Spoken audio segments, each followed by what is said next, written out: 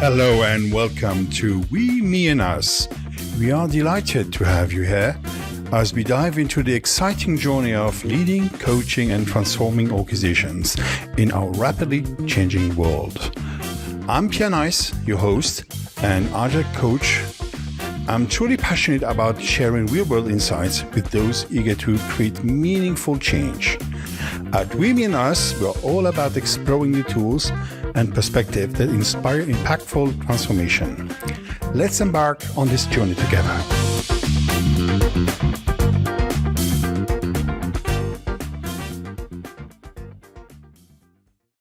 Hello, everybody.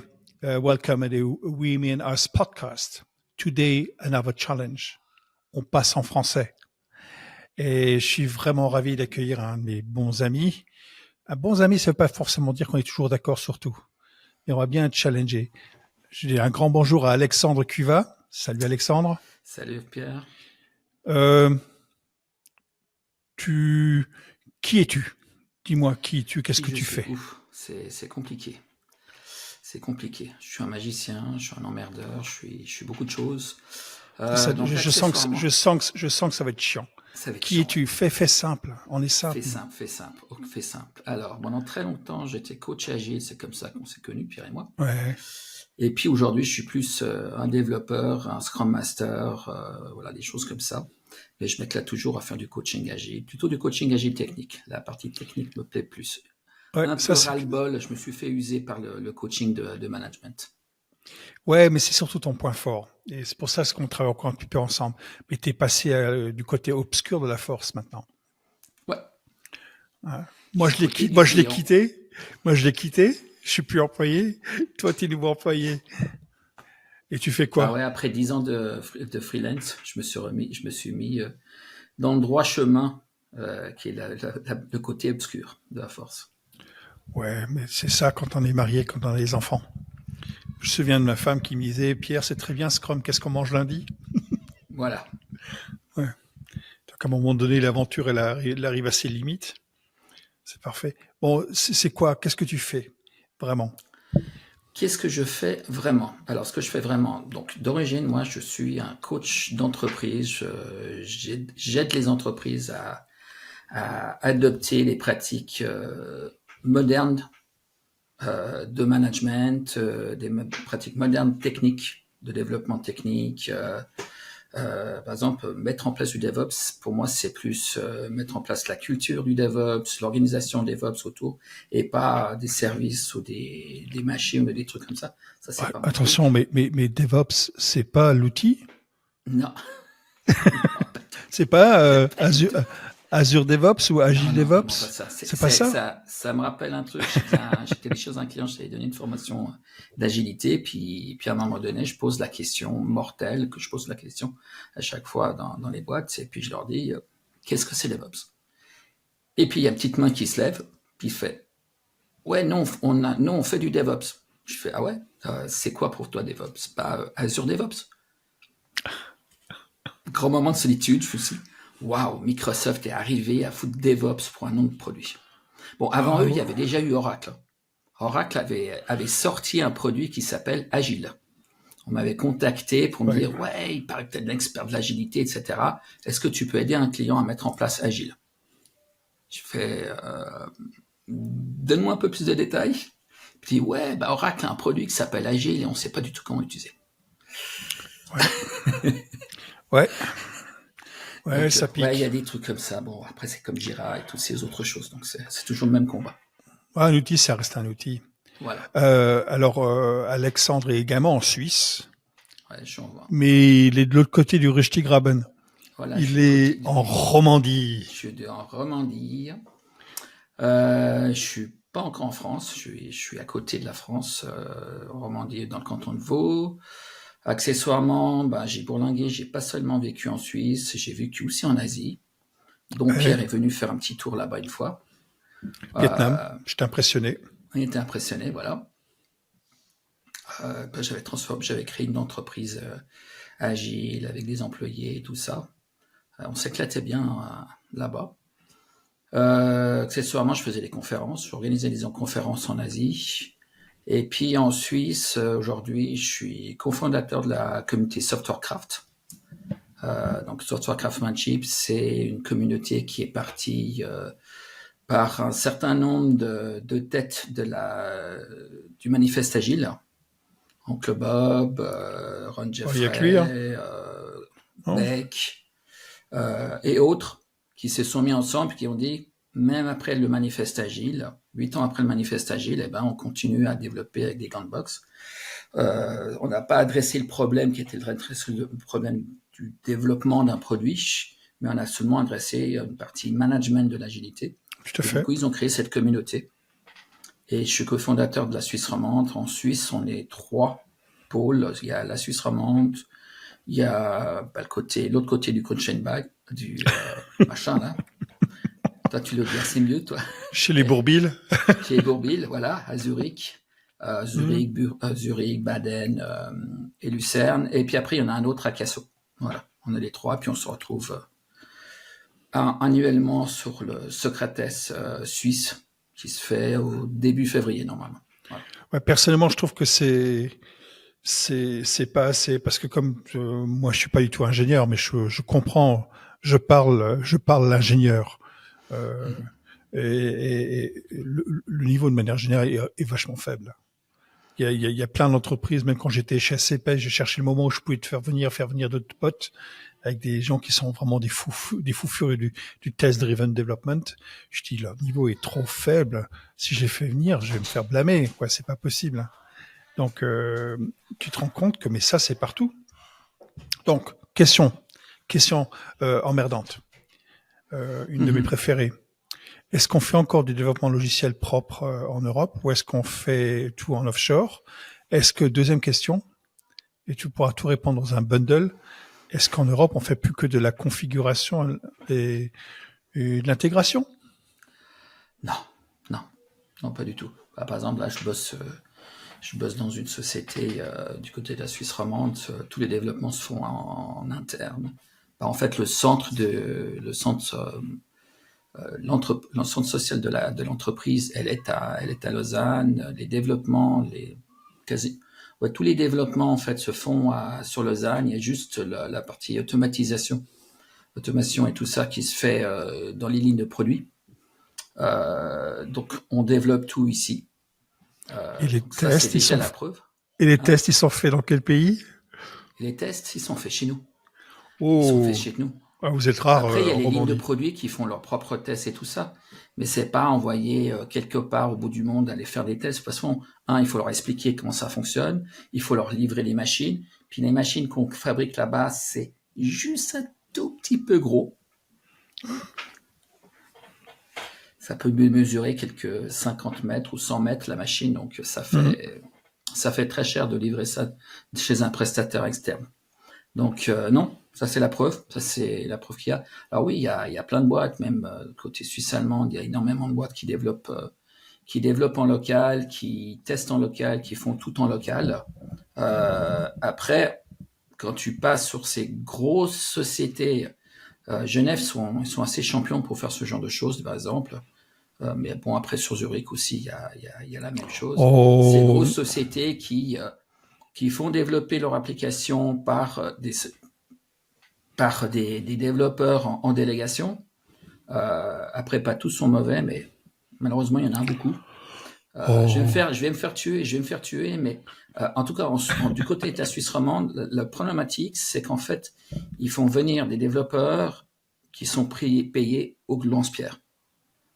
Donc, quand tu es senior et t'acceptes d'être mal payé, ça veut tout dire. Ça veut dire que d'où tu viens, tu as de la peine à trouver une place de travail pour un bon salaire. Alors, il y a un truc très drôle. Là, je vais donner encore un stéréotype, mais c'est juste pour t'embêter un petit peu parce que je sais que tu vas me répondre d'une manière franche. Tu vas m'envoyer une petite baffe dans les dents. La Romandie, ça travaille beaucoup avec Grenoble et le Portugal.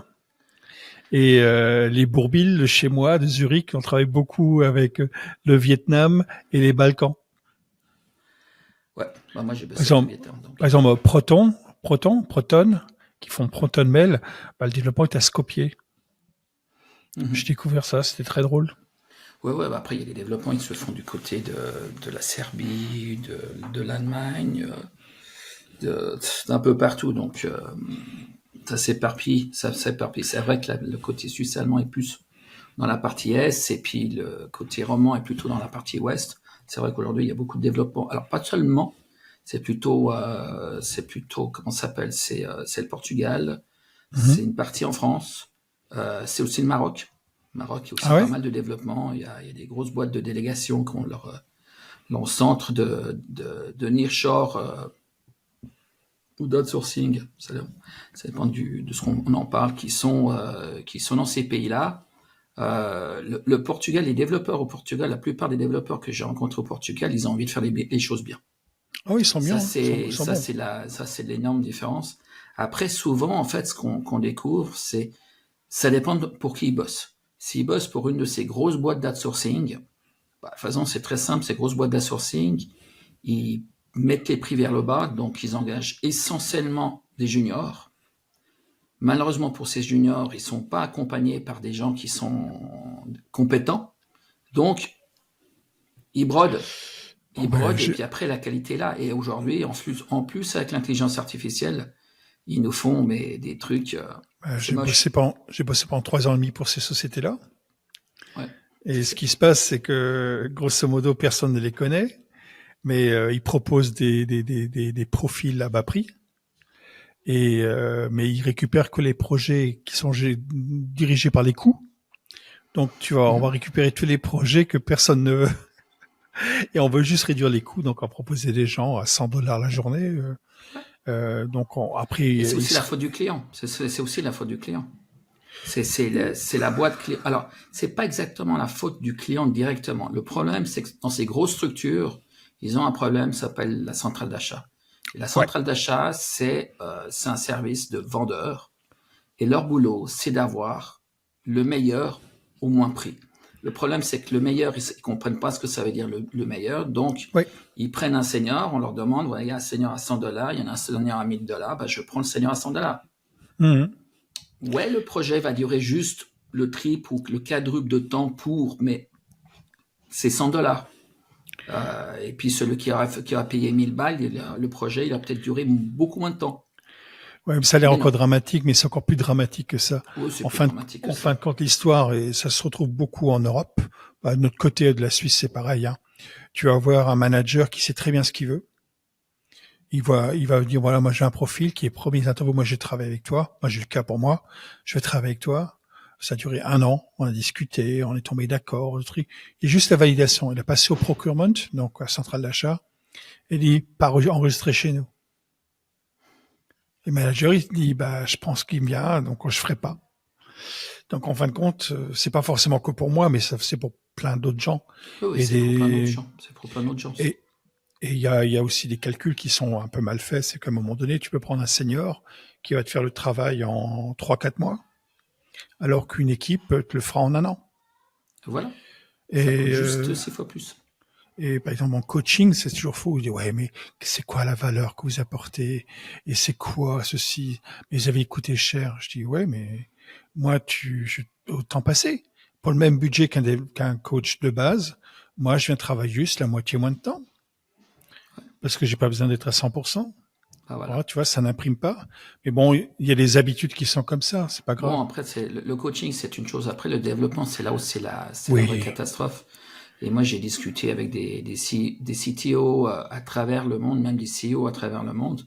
Et aujourd'hui, le constat, c'est qu'en fait, la qualité des produits est déplorable, est catastrophique, parce que on demande en fait aux équipes de développer le plus tôt, le plus vite possible. On prend surtout des développeurs qui n'ont pas les compétences à faire des produits de qualité. Donc, on dit, bah, c'est pas grave, on mettra des testeurs à l'autre bout du chêne pour pouvoir payer. Et on arrive avec des produits qui sont catastrophes. Encore dernièrement, dans une société que je dirais pas non, en Suisse romande, ils ont développé. Ça a pris, je crois, 1 an de plus le développement de l'application parce qu'ils ont décidé qu'on faisait les tests à la fin, pas en cours. Pourtant, ils avaient des Mhm. équipes agiles. Toutes les équipes agiles pleuraient parce qu'ils voulaient tester et intégrer le plus tôt et pas le plus tard. Le jour fatidique, quand ils devaient faire l'intégration, bah, ça a fait l'effet du tunnel qui suit pas. Voilà. Mhm. Résultat, ils se sont pris, je crois, quelque chose comme 3 mois dans les dents pour réintégrer tout ça pour que ça marche. Et puis après, ben, les autres tests, etc. Ils ont dit, ah ouais, bah, pour ce test, on a pris 3 semaines pour tester. Je dis, vous êtes fous. Déjà, avec la qualité qui est là, 3 semaines. C'est sans les corrections. Et Ouais, encore. je te Et rassure. à la fin, ils ont pris. Moi, je suis plus dans cette boîte. Je suis content à la fin, finalement. Mais ils se sont pris un merde. Je sais pas où ils en sont exactement et tout ça, mais voilà.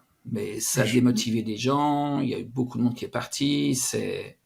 Mais pourquoi? Mais parce que on prend les développeurs les moins chers possibles, on les met en place, on pense que toi, c'est par exemple le fameux truc là de cette transformation digitale que beaucoup d'entreprises prennent, puis disent on va prendre un ERP du marché, et puis on aura juste quelques paramétrages à faire, et puis c'est bon, c'est fini. Hmm. C'est faux, Hmm. c'est complètement faux.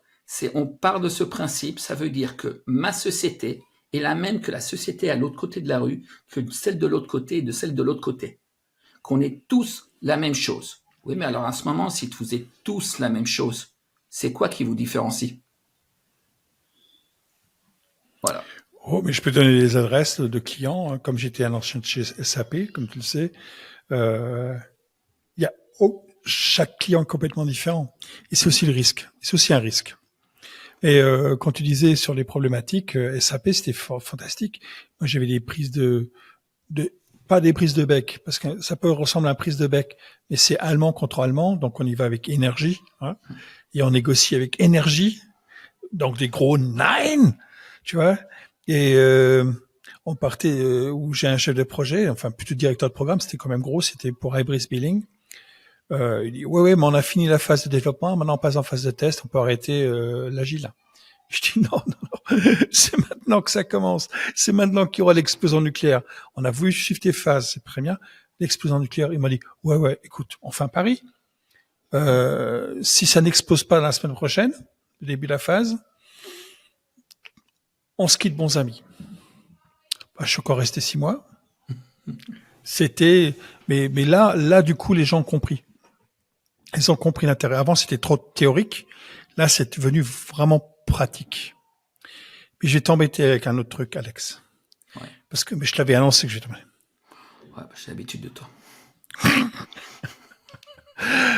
Alex, c'est quoi l'agilité en Romandie? Vous faites quoi? L'agilité en Romandie. Alors, ça dépend, ça dépend. C'est pathétique. Non, non, non, non, non. Il y a des boîtes qui font de l'agilité, qui font Oh, ils se vraiment, cachent qui bien se alors. font agiliser, tout ça. Ils sont dans le Valais, dans des Non, pas vignobles. seulement Valais, pas seulement Valais. Je fais un petit coucou à Jean-Pierre. Il bosse plus. Je crois qu'il est à la retraite déjà. Mais il fait plein de photos à la montagne, il fait de l'agilité à la montagne. Elle a raison.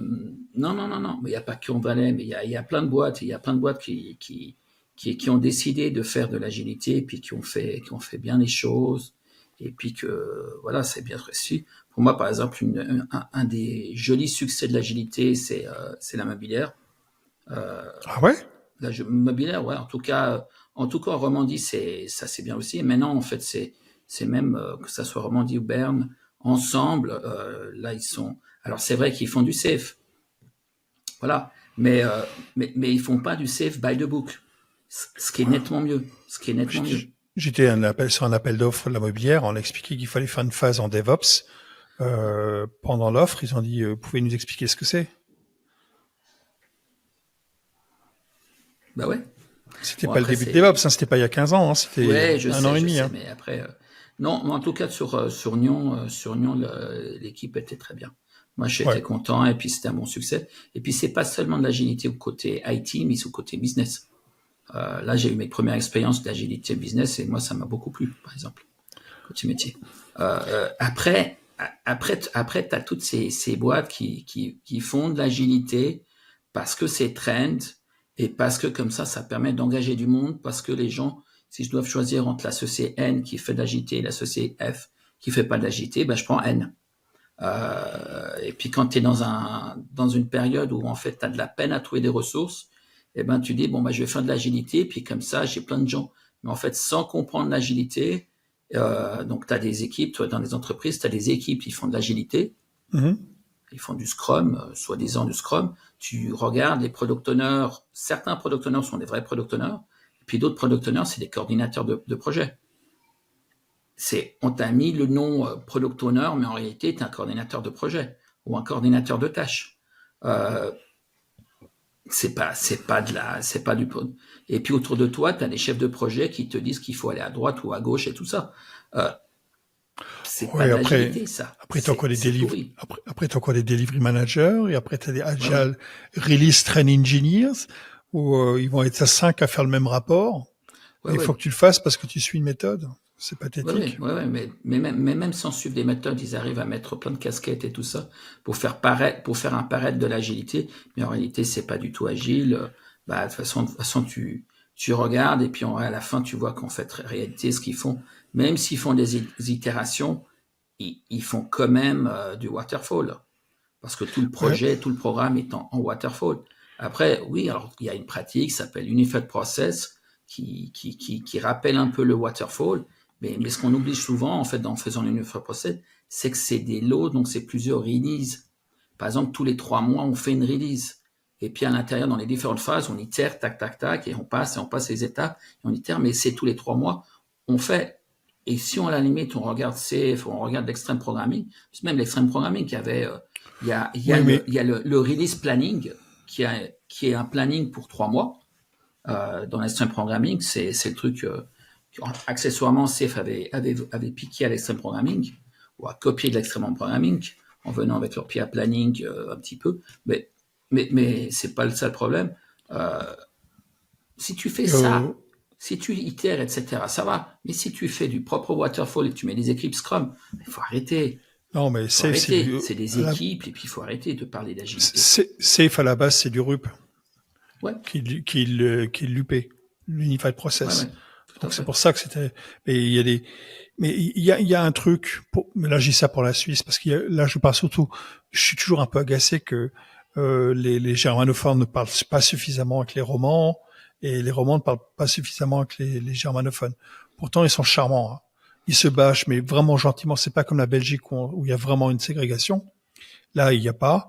Mais c'est l'un regarde sur le monde et l'autre regarde sur Paris. Et je dis, mais mon Dieu, mais qu'est-ce qui se passe? Comme on faisait une partie.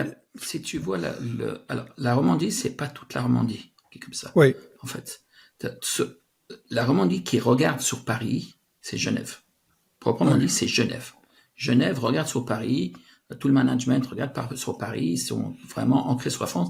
Après, les 95% des consultants dans les entreprises qui sont frontaliers, ils viennent de la France et puis voilà. Hein. Faut pas se cacher la face, c'est normal, c'est mieux complètement francophone et le gouvernement le veut. Bon voilà. Après le reste de la Suisse romande, on est beaucoup plus suisse. On regarde beaucoup moins en fait que fait la France et où va la France et tout ça. Parce que par exemple, comme un client m'avait dit, c'est très simple chez nous. On regarde ce que fait Genève et on fait exactement l'inverse, c'est forcément. C'était j'aime bien ça. Ah oui, ça m'a bien fait rire. C'est drôle. Ça, c'est le type d'humour que j'aime beaucoup. Voilà. Ça m'a bien fait rire. C'était les transports lausannois et effectivement, dans les bus des transports lausannois, il y avait bien avant Genève, il y avait un écran qui disait vous arrivez à cet arrêt, voilà les prochaines correspondances. À Genève, on a dû attendre longtemps avant de voir ça. Donc la preuve, ils ont fait exactement l'inverse. Ils ont mis des écrans quand Genève n'a pas mis d'écran, ils étaient mieux. Mais voilà, je pense pas que après, par exemple, dans les cantons qui sont proches du côté suisse allemand, que ça soit Bienne, que ça soit Neuchâtel, Jura, Berne. Fribourg, c'est pas mal, hein. Fribourg aussi, tout ça. Ils regardent côté suisse allemand, ils regardent pas vraiment le côté plutôt suisse que le côté français. Ouais, parce que pour les éditeurs qui sont pas de Suisse, ce qui se passe, c'est par exemple Zurich est hyper international. Ouais. Il y a vraiment du haut niveau. Donc moi, je me la ramène pas trop dans les équipes qui sont agiles. La plupart du temps, ils le sentent vraiment. Et tu arrives pour faire des ajustements et tu te dis ils ont été servis parmi les meilleurs. Donc il y a des Américains, des équipes avec 30, 40 nationalités différentes. C'est un classique. Zurich, c'est 350 000 habitants. C'est pas monstrueux, hein. Ouais, c'est moins Donc, que Genève, ouais. mais c'est mieux. Tu vois, par exemple, moi, j'aurais rêvé d'aller travailler du côté suisse-allemand. Ah ouais, c'est vachement intéressant. Mais malheureusement, parce que mon suisse-allemand était basique, parce que je l'ai pas pratiqué autant que ça, même si j'allais faire des rendez-vous en allemand ou en suisse-allemand, j'écoutais le suisse-allemand et je répondais en anglais. Je faisais de la Mhm. langue fédérale. Euh, J'étais pas pris parce que mon allemand était pas suffisant. Ce qui est dommage, parce que moi je serais volontiers parce que aujourd'hui le côté suisse-allemand, que ça soit le craft, que ça soit donc software craft, que ça soit l'agilité, vous êtes largement en avance par rapport à la Suisse romande. La Suisse romande est en retard. Ah, mais je pense qu'il On y a a du boulot des à faire. œillères en Suisse romande. Parce qu'on a quand même parmi les 20 ou 30 plus grosses entreprises d'AI en recherche qui sont passées sont tous à Zurich. On a l'ETH, l'université, qui supporte très fort. Ouais, Et il y a beaucoup de on a recherche sur la l'EPFL aussi. robotique. Oui, et il y a un truc, mais je pense qu'il y a la collaboration. Parce que, grosso modo, vous imaginez ces deux endroits avec des cerveaux brillants, mais vraiment des gens brillants, et qui se parlent pas. Tu dis, merde, pourquoi pas parler Ouais, non, mais ensemble? l'EPFL et l'ETH, en fait, ils se parlent entre eux, ils travaillent ensemble. Ouais. Aujourd'hui, ils travaillent très bien ensemble et tout ça. Il y a des choses qui se font du côté EPFL plus que côté Zurich ou inversement. Oui. Donc voilà. Mais dans les Mais entreprises, c'est un peu... les entreprises, c'est plus compliqué. La mobilière, c'est qu'en fait, ils ont Nyon et puis Berne, qui sont les deux Ouais. trucs. Et les gens font les allers-retours entre les deux endroits, donc ils travaillent ensemble, ils sont vraiment en relation. Quand moi j'ai bossé chez eux, je faisais la transformation chez eux, j'allais sur les deux pôles, donc ça y allait aussi. Donc il y avait du déplacement, voilà, il y a du partage de connaissances et tout. Et toi, par exemple, la communauté Craft, Software Craft, on se retrouve une fois par année, pendant 3-4 jours, dans un monastère dans le Grison, tous ensemble. Et puis c'est des coachs agiles, c'est des testeurs, c'est des C'est les, développeurs, des c'est, architectes. c'est les week-ends où je râle, où t'es à peu près 1 heure de chez moi et tu dis pas que t'es dans les parages, c'est ça? Oui, mais quand je suis là-bas, c'est à 3 heures de train, c'est au fin fond du Grison. D'accord? Ouais, mais c'est à 1 heure de route de chez moi. Non. C'est à Tu 2 t'es heures à de route. c'était court. Enfin, corps, comment on appelle ça en français? Coar, Coire, ouais, mais c'est choir. pas à côté de Coire, c'est fin fond d'une des vallées du Grison, histoire que ça soit bien loin, suffisamment loin pour le Zurichois, il rentre pas chez lui chaque soir. Tu sais que dans le fin fond du canton de Grison, il y a un Américain qui était le premier Scrum Trainer européen qui habite. Mhm. Ouais, ouais. Joseph Pellerin, il habite là-haut. Bah ouais, qu'est-ce que tu veux. Mais c'est très beau, moi j'aime bien. Bah, c'est Si magnifique. j'ai une bonne ligne, puis je travaille quasiment en remote tout le temps, moi j'irais très bien là-bas. Non, mais c'est bien, je suis ravi. Je suis ravi de ce que vous faites. Et en plus, là, je crois, c'est la semaine prochaine ou dans 2 semaines, qu'il y a les DevOps Day à Genève. Ouais, mais moi j'y vais pas. J'y vais plus. J'ai plus d'intérêt en fait depuis que je suis passé dans le côté obscur. Ben oui, avant tu vas là-bas pour rencontrer des clients, discuter avec des clients, voir des gens, etc. Une fois que tu es passé du côté obscur, ouais, tu arrives et puis tu vois qu'en fait c'est beaucoup en fait de consultants qui se partagent, qui se présentent entre eux, etc. Puis que tu es là au milieu, puis tu fais, je suis plus de ce monde, donc qu'est-ce que je fais? Mais bien sûr, t'es de ce monde, Alex. T'as encore un gamin à côté de moi. Ouais. Alexandre, euh, comment tu vois l'évolution de l'agile en Romandie? Alors en fait, je vais te raconter une petite histoire d'un copain que je crois que tu connais, Christian Lapointe. Oui. Ouais. Alors lui, il a fait de l'agilité au Québec, à Montréal. Donc il a commencé l'agilité quand il n'y avait même pas le mot agile, il faisait du Scrum à un moment que le mot agile existe, que le manifeste agile existe. Donc ça, On il t'es a fait pas né, vraiment nous. de tout le début avec ses copains du Québec, François Beauregard aussi. Mhm. Et Christian m'a raconté une histoire, il m'a expliqué.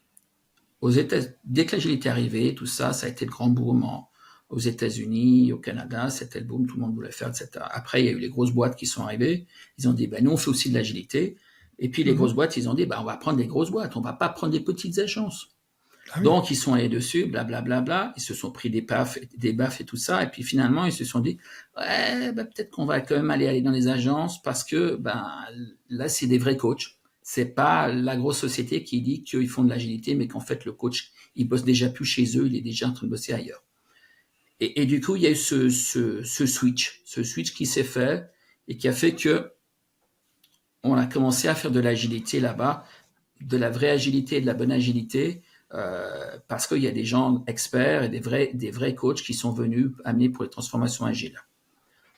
Puis que les grosses boîtes qui font du paraître agile, ça c'est ces noms-là. Et les gens, ils savent que s'ils veulent pas faire de l'agilité, c'est le meilleur endroit d'aller.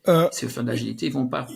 Tu dis vrai, mais ce que j'ai aussi découvert, c'est que même dans des grosses boîtes, t'as des gens qui sont très bons, mais ils sont castrés. Ouais. C'est que la problématique, c'est une des problématiques en fait beaucoup d'entreprises n'arrivent pas à comprendre. C'est bien dans un certain sens de dire d'engager un coach agile, mais le problème c'est que le coach il va pas être pérenne, il va pas rester longtemps dans l'entreprise. Il va rester une période de temps, 2 ans, 3 ans, max 4 ans, et puis après il va partir parce qu'après il va faire partie des murs et il pourra rien faire. Oui. Il y a un conflit d'intérêts. C'est pour ça qu'en fait, avoir des coachs qui viennent de l'extérieur, qui sont externes, qui sont au mieux plutôt indépendants ou faisant partie d'une agence de coach, c'est mieux. Parce que passer par une société de délégation, le problème, c'est que le coach, il est aussi bloqué. Et c'est pour ça qu'à l'époque, j'ai quitté mon entreprise de délégation. Parce que j'étais bloqué, parce que j'étais obligé de dire au client, non, tout va bien chez vous. Même si il était en train de se prendre un mur, et puis moi, en tant que coach, je devais lui dire, on va arrêter là, vous réglez vos problèmes d'organisation, puis après, je reviens quand ça va régler. Ouais, tout à fait. À la fin, je l'ai fait chez un client. J'ai eu mon commercial qui m'est tombé dessus. Ouais, mais ça va pas, t'as arrêté ton contrat, mais il faut pas faire ça, blablabla. Il fallait lui raconter des histoires, etc., pour que tu restes, etc. Non, ça, c'est en dormir de valeur. Je vais pas embourbiner mon client juste pour faire plaisir au commercial. Oui, il y a un code d'éthique qui est assez fort pour ceux qui ne savent pas. Voilà. Alexandre, nous, on adore papoter. Ouais. Ça fait une demi-heure. On va arriver sur la fin. Déjà. Petite question en dessous. La question embêtante. J'essaie de faire mon intelligent ici. Alexandre, qu'est-ce que tu veux faire pour changer le monde?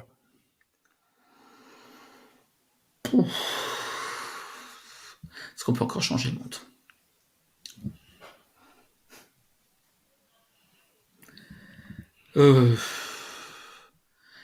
Lisez des bouquins intelligents.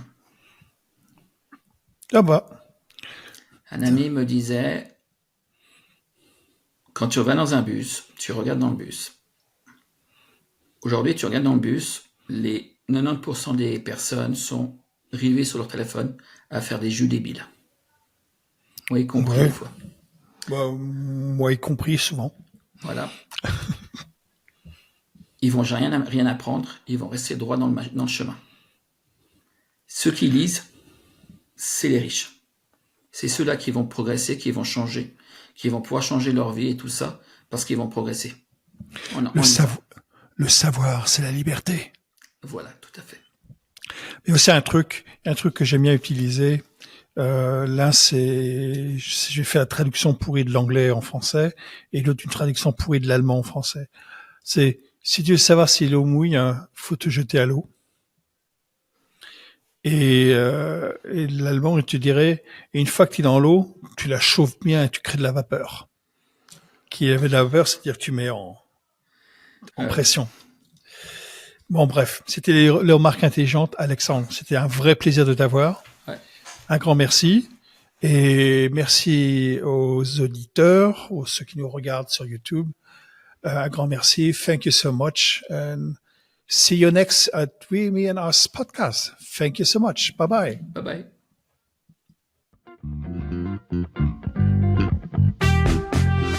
Thank you so much for joining us at We Win Us. We are excited to be on this journey with you as we support your growth as a leader and change maker, helping you build resilient and agile organizations.